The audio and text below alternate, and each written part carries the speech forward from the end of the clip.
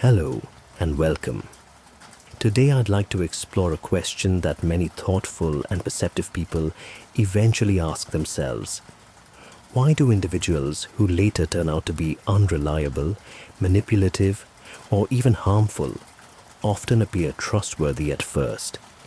And equally important, why do some people seem to recognize problematic personalities almost immediately, while others, even those with strong intuition, repeatedly misjudge character?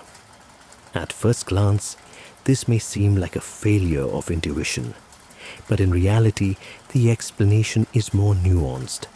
In many cases, this pattern is not the absence of intuition, but the presence of certain cognitive tendencies that shape how we perceive others.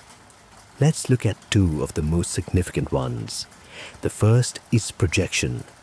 Projection is a natural psychological process in which we unconsciously attribute our own qualities, values, and behavioral standards to other people. If you are honest, it feels natural to assume honesty in others.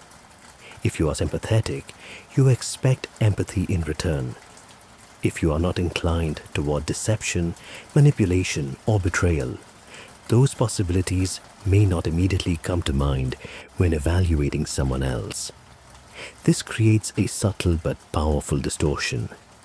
Instead of perceiving another person objectively, we begin to interpret their behavior through the lens of our own character. We see not who they are, but who we would be in their place. As a result, certain warning signs may be minimized, rationalized, or completely overlooked. The second is attribution bias. Attribution bias occurs when we assign positive qualities to a person based on external factors, rather than on consistent observed behavior. These factors can include profession, social role, appearance, manner of communication, cultural expectations. For example, there is a common tendency to assume that individuals in certain professions are inherently trustworthy or compassionate, or to believe that someone who speaks calmly and behaves politely must also have good intentions. Similarly, a person who appears modest, friendly, or socially agreeable may be perceived as safe, even in the absence of deeper knowledge about their character. The mind creates a shortcut.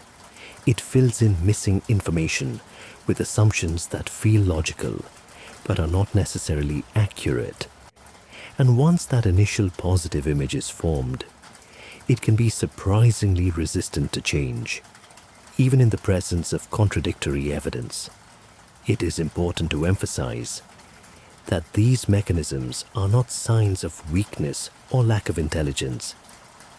On the contrary, they are part of normal human cognition. Even highly educated, emotionally intelligent, and professionally experienced individuals are subject to them. In fact, people who value kindness, fairness, and trust are often more susceptible, precisely because they expect those qualities in others. So what can be done? The goal is not to become suspicious or closed off, nor is it to abandon trust altogether. Rather, it is to develop a more balanced approach, one that combines openness with careful observation. This involves a few key principles. First, distinguish between impressions and evidence. Initial impressions can be useful, but they are not reliable indicators of character. Second, focus on patterns of behavior over time. What matters is not what a person says once, but how they act consistently, especially in situations involving responsibility, stress, or conflict. Third, pay attention to alignment between words and actions. Trust is built not on statements, but on repeated podvождение through behavior. And finally, allow yourself time before extending deep trust. Trust does not need to be immediate to be meaningful. There is an important idea to hold on to. The ability to see the good in people is not a flaw, it is a strength. But like any strength, it requires balance.